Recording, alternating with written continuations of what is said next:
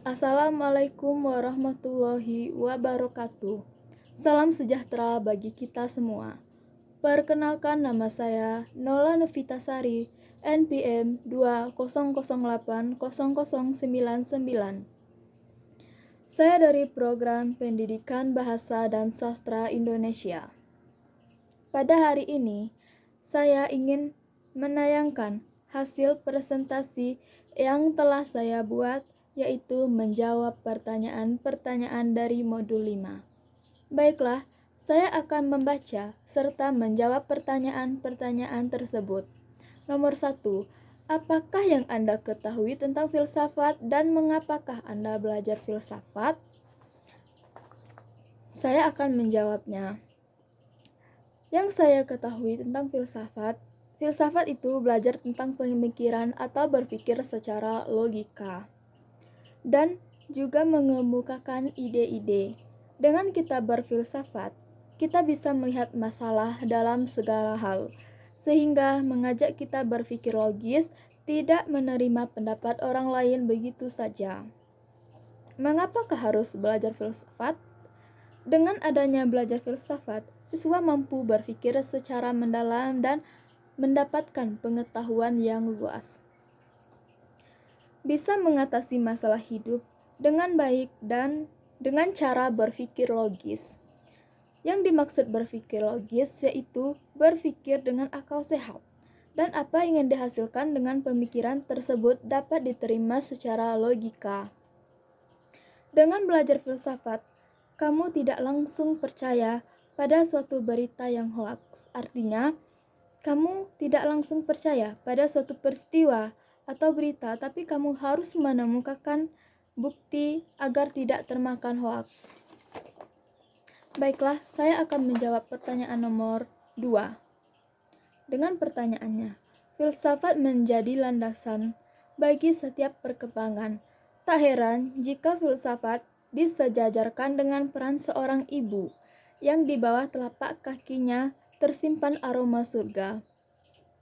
Seorang ibu dengan jasanya membesarkan anaknya hingga menjadi dewasa. Ya, the mother of science. Julukan ibu dari sekian banyak pengetahuan menguak hakikatnya hingga mengkaji nilai dan gunanya. Lalu di manakah letak filsafat? Baiklah, saya akan menjawab pertanyaan.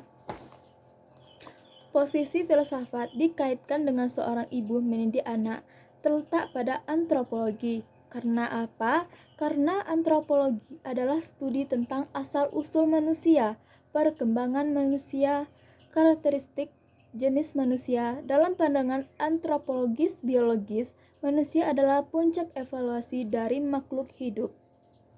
Di situ terletak cara mendidik anak atau perkembangan anak dan seorang ibu mendidik anak.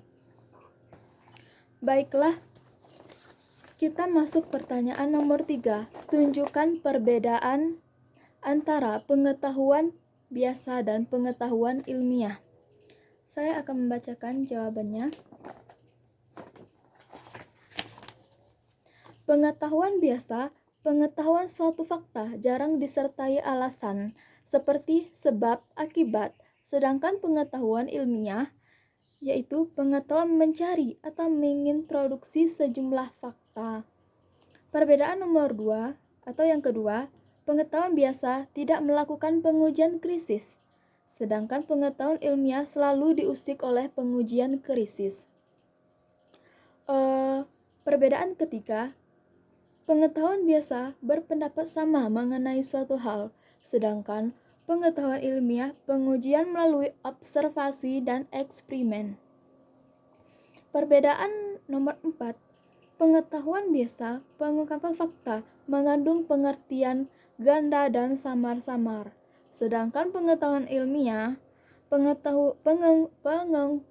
pengungkapan fakta memerlukan konsep-konsep yang tajam yang harus dapat diverifikasi secara empirik.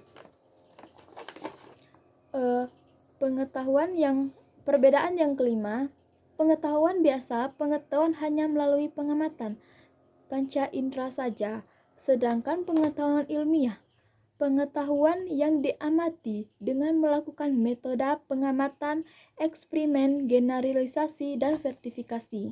Di situ sudah nampak perbedaan antara pengetahuan biasa dan pengetahuan ilmiah.